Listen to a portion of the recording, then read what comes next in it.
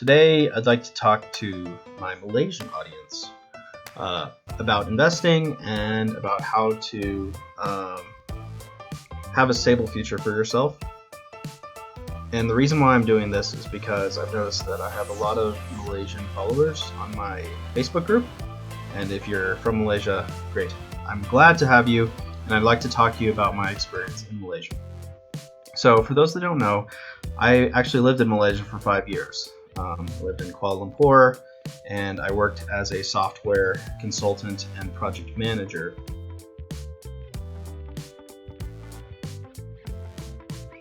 There. It was a very memorable part of my life, and I really enjoyed it. And man, I miss the food there. I miss the people, friendliness, and the food. And to be honest, now I'm in the U.S. and it's different. You know, it's different because there's not as many little restaurants here and there to go to. You have to drive to get where you need to go. You can't just walk and take the subway, and it's a lot more expensive. So I miss the nasi lemak and roti telur, and oh my goodness. If you are in Malaysia and you're a Malaysian and you are renting, the first thing that I would consider doing is buying a house and getting a loan, a mortgage.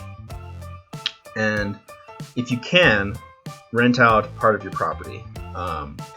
This can really change your life in the long term, because you're not throwing away money on rent, and you hopefully the value of your property will appreciate. I realize that currently is not great timing, so this is from a fundamental standpoint. And the reason why it's not great timing right now is because of the coronavirus and the lockdowns. Good luck trying to go around and view houses. Not to mention, there has been a historic building splurge around the KL area and Johor Bahru of new buildings, and there's a supply, an oversupply of housing because of too much building and speculation. And then secondly, the price appreciation has not been good because of the low oil prices. But this may be good for you if you can find a good deal. So if you can find a property and you're not going to be leaving anytime soon, and the mortgage payment, principal plus interest, is less than your rent, and you're going to be there for more than 3 years, then go ahead and buy a place. There's no reason not to. You may just experience a profit when prices do appreciate. The second thing, I notice a lot of people in Malaysia have really nice phones. So the latest model of iPhone, things like that. If you are making between 10 and 20,000, sorry, let me convert this to ringgit. 40,000 to 80,000 ringgit per year. I would suggest buying the $300 or the $400 iPhone rather than the iPhone 7 or iPhone 10 or better, because you're basically getting the same thing, and there's a lot better ways to save your money and invest in yourself and potentially your own business going forward, and that money could have been better spent. The third thing is coffee, Starbucks. And I apologize, I actually have friends who work at Starbucks in Malaysia, and they're really awesome. Starbucks is a waste of money, okay? Starbucks, even I didn't, let me put it this way. When I went to lunch, I could spend $2.50 US dollars, which is 10 ringgit, and get a really nice meal.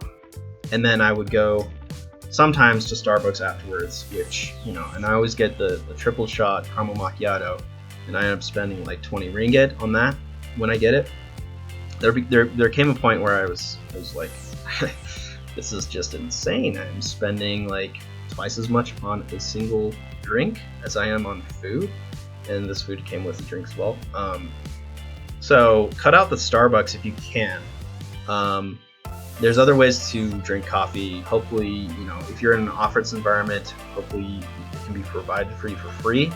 I'd suggest going for that, because in an office setting, those are also business expenses. So everybody wins if you drink that coffee. So the first thing was the house. The second thing was the phone. The third thing was the coffee. The fourth thing is CDs and stocks. So certificate of deposits, you are lucky in Malaysia because your CDs pay pretty good interest rate. When I was there, it was 3.15% every month, and you could have it locked in for just a month at a time. That is unheard of in the United States.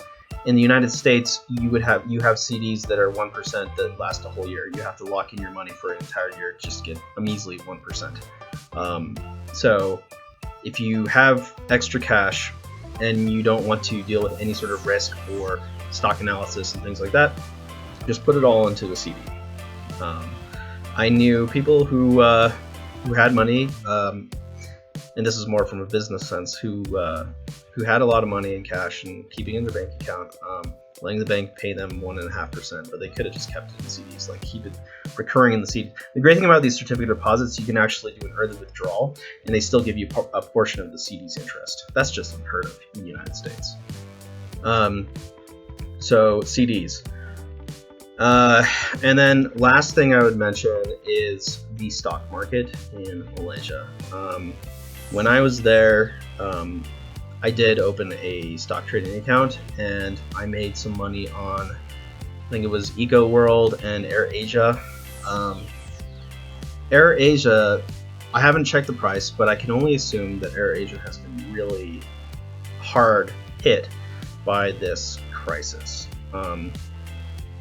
If you have a risk tolerance and you don't mind losing money, then it might not be a bad idea to pick up AirAsia. And I say that because it is a low-cost airline. It's very competitive, and they just have a great website. If I was still in Malaysia, I'd be taking AirAsia. Over the summer, I wouldn't mind going to Langkawi and just relaxing. It was just amazing. Anyways, I'm getting distracted. Look at the growth rate of the company by observing their financial statements. Look at their cash flow. Make sure they're making money. Make sure the amount of revenue goes up every year.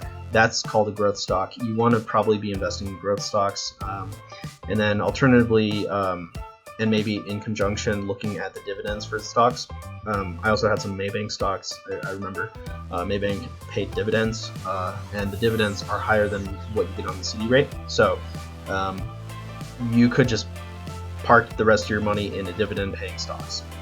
And I'm not going to go into any more specifics because I haven't kept up since I left, and I left over 2 years ago. So, and I will be back to Malaysia someday, and can't wait to. When the opportunity arises, I will be back in Malaysia. I'll see all my Malaysian friends, and we're gonna go out and have some nasi lemak and teh tarik, and hopefully some roti telur. And I'll just say sudah lama tidak jumpa. If you're still watching this video, you've got a lot of time on your hands, but I'm honored. Please like and subscribe. I will be producing more videos, and oh gosh, one of these days, I'll actually be released from lockdown and be able to have a haircut.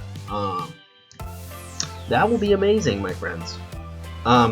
Anyhow, the things that I just mentioned in this video are specific to people who are living in Malaysia and don't have access to complicated brokerages and things like that.